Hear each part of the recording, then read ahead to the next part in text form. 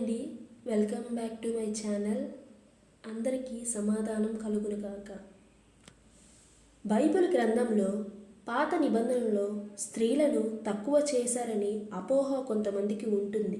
అయితే ఇవాళ దేవుని ద్వారా గొప్పగా ఉపయోగించబడిన ఇద్దరు స్త్రీలను గూర్చి చూద్దాం. ఒకరు ఆమెకు దేవుడు ఇచ్చిన వాగ్దానాన్ని ధైర్యముగా ప్రవచించి సైన్యాన్ని సిద్ధము చేసి తీసుకువెళ్తే, మరొకరు ఇశ్రాయేలు ప్రజలను ఆక్రమించిన వారిలో ఒక క్రూరమైన యోధుని హతమార్చిన సాధారణ మహిళ. ఇది ఎలా జరిగిందో తెలుసుకుందాం.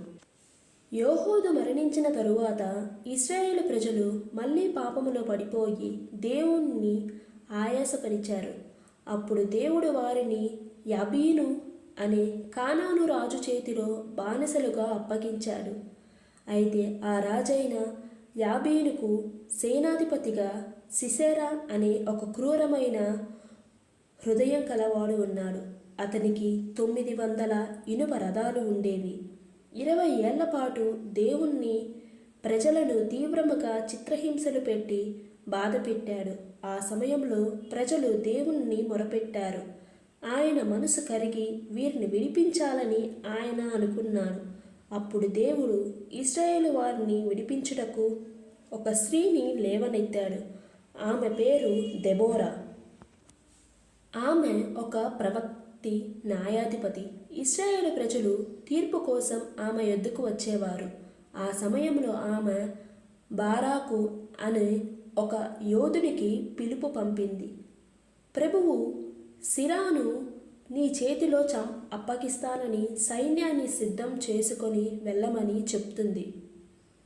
అయితే బారాకు, నీవు నాతో వస్తేనే నేను వెళ్తాను అని అంటాడు. అందుకు దెబోరా, నేను ఖచ్చితంగా నీతో వస్తాను, కానీ దీనివల్ల సిసారాను చంపే ఘనత నీకు రాదు. అతడు ఒక స్త్రీ ద్వారా చంపబడతాడు అని చెప్పి బయలుదేరతారు. బారాకు 10,000 మంది యోధులను సమీకరించి దెబోరాతో పాటు బయలువెళ్తాడు. సిసారా తాబోరు కొండవైపు వస్తున్నాడు అని తెలుసుకొని దెబోరా బారాకుతో ఈ విధంగా చెబుతుంది. బారాకు, బయలుదేరుము, మన దేవుడు నీకు విజయాన్ని అందించే సమయం ఆసన్నమైనది. నీకు ముందుగా మన ప్రభు వెళ్తున్నాడు అని చెప్పగానే బారాకు 10,000 మంది యోధులతో తాబోరు కొండపై నుండి దూసుకు వెళ్తాడు. బారాకు సైన్యం వస్తుందన్న విషయం తెలుసుకున్న సిసారా సైన్యం కలవరపడి తిరుగుచుండగా సిసారా తన రథం దిగి కాలినడకన పారిపోతాడు. అప్పటికి బారాకు సిసారా మొత్తం హతమార్చి సిసారాను వెతుకుతూ వెళ్తాడు. సిసారా హెబెరు అనే కయానీయుడైన భార్య యాయేలు గుడారానికి చేరుకుంటాడు. యాయేలు బయటకు వచ్చి స్నేహపూర్వకంగా పలకరిస్తుంది. రండి ప్రభువా, భయపడకండి. ఆమె అతన్ని గుడారానికి తీసుకువెళ్ళి ఒక దుప్పటి కప్పి పాలు ఇచ్చింది.